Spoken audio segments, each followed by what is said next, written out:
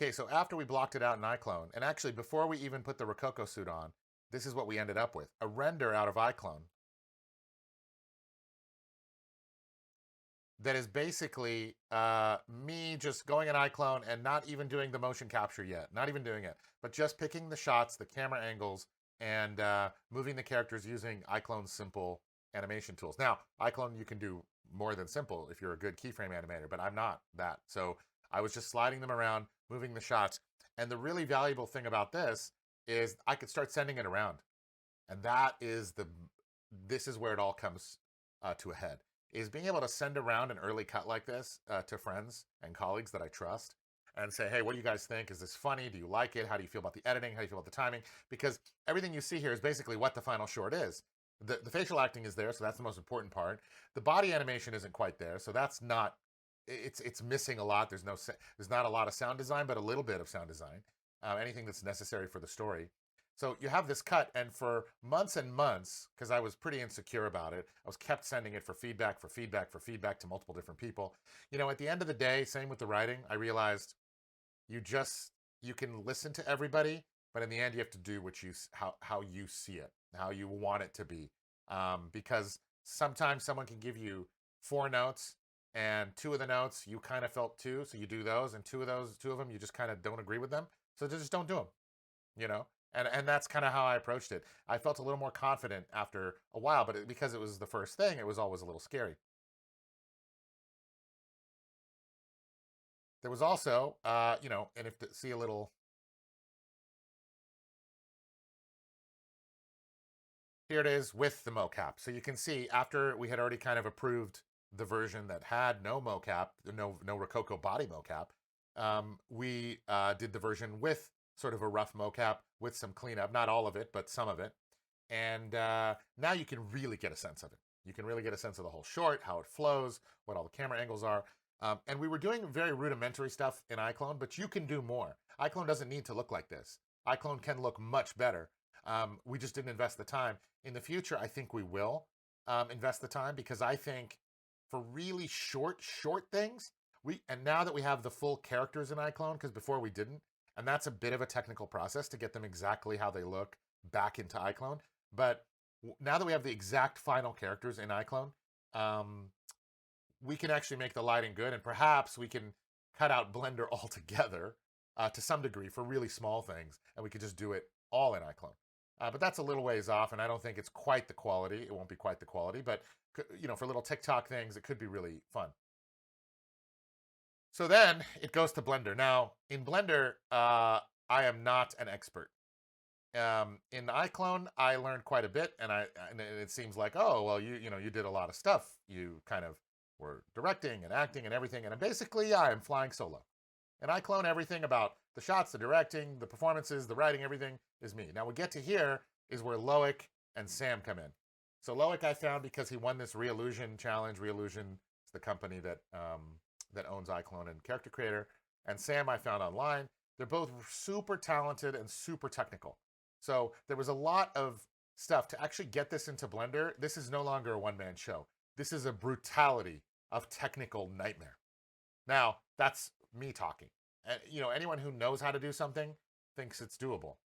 But I mean, if you're just a noob, you're not an expert, an absolute years of experience, then it's impossible slash brutality, like beyond belief, to try to figure out how to link files and deal with issues and facial capture not coming in right. And the amount of gotcha bullshit between when you go between programs is catastrophic. Okay. So I just want to say I didn't do any of that. I just basically said, guys, I want to design the environment and I want to do the lighting. So just to give you an idea of how this environment was built. Basically, I found a piece of rock that I made in a separate file in Blender. I put a displacement on it. And then I don't remember, there was a tutorial about it, but I don't remember exactly. I found a way to turn the displacement into a mesh. Now, I feel like in Blender, if you're watching this and anyone is interested in Blender, maybe you know a tool that does it, I feel like there should be a one-click button where you turn your displacement exactly as it is into a mesh. But there isn't. So it's a roundabout way, but it's doable. So I turned my displacement into a mesh because I didn't want to mess with displacements. I just wanted a mesh that I could move around. And what did I do? I just squashed and stretched the same rock, and I will be gall darned if the entire short, more or less, isn't made with one rock. Now, of course, these little rocks here, these are separate rocks. But again, this is one rock, rotated a bunch of different ways. All of the environment is made of one rock, squashed and stretched in different ways. Maybe there's two, maybe there's a couple that have different levels of displacement, but essentially it's one rock. And then for the mud, I purposely made it badly in that the mud is made of one piece of, it's a bunch of spheres. And the spheres are squished next to each other to kind of make into a shape. So let me turn on the regular gray block view. So it's just a bunch of gray spheres, and they're literally squashed and sculpted and stretched. And maybe, see how they intersect with each other? It's just a disaster, right? Nothing is cleanly built. Nothing is made nice. And that's on purpose, because I'm not here trying to build a nice scene that's seamless. I'm trying to just make things per shot. So let me go back. I'm trying to just design shapes in the shot that I'm designing.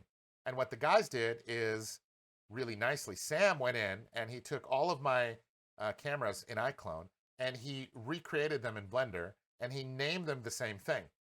And the reason we wanted to do that is because now we're seeing every shot as you go through, right?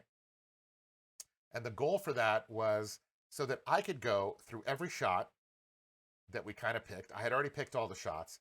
And I could say, all right, here's a light. I'm clicking on this light down here. And I'm moving lights around. So let's say, let's bring this light a little bit closer, just so you can see what's going on. This light is getting closer to Garble. I'm going to bring it really close just so you can see. Okay, so you see this light here? I'm moving this light around. And so what I was trying to do is light every environment myself. And say, all right, how much ambient do I want? Do I want some sun? Do I want some rim light? And I'm going through and I'm lighting every environment per shot. So what I would do is I would make a new camera, and then I would look at which camera, I make a new light. I would look at which camera I'm on. So let's say I'm in the camera 40 Hopcom. I would just make a collection that's called camera 40. I would put that light in it, all the lights in it, and then I would duplicate the collection and then move the camera a little farther, to a different shot. And see what that shot looks like, and then move all the lights again. Now, why did I do that? Moving lights per shot. Because that's the way you make things look cinematic. And if you are talking about our budget range, right? The way lighting is normally done on something like Paw Patrol, which is a really successful show, obviously, but it's for kids. The way they're doing their lighting is one diffuse light generally for everything. Even if there's sun, it's just a diffuse sort of overhead light. And part of the reason for really budget 3D animation for doing that is because they don't want to bother lighting per shot. And in film, that's of course how it's done. Most people don't know this about film, but if the camera goes from one character to the other character, if the camera's on one character, they'll be getting a rim light from behind them. And technically, if the camera flips, the other person should be getting that same light flooded in their face. No. Doesn't work like that. They actually move all the lights every time they change the camera angle. And it looks like it all belongs in the same world, but everything is lit perfectly per that exact camera angle and shot.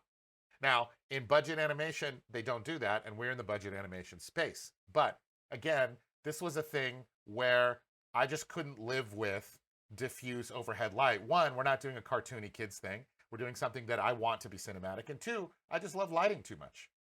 I want lighting to feel like something. It's just like the same reason, it's just a deal breaker for that to not be the case. Exactly the same as it's a deal breaker that it's not 3D, and it's a deal breaker that there's no talking. If there's no 3D, if there's no talking, and there's no nice lighting, then I don't want to do it anymore. So that's how I would decide. If the thing was painful enough that if it wasn't there, I wouldn't want to do it, then I have to do it. So regardless of how much it costs. But in this case, it was actually nice and not that time consuming. Maybe, once you get the hang of it, 15 minutes per shot. How many shots are there? Not that many. So in a couple days, I could light the entire thing exactly how I wanted it. And again, no dailies, no back and forth, no, oh, I like this light. Can you move it to the thing and we'll look at it tomorrow? Like, it's all just done by me per shot as it goes. And that, again, this is the way to save 100 times, if not at least 10 times the budget.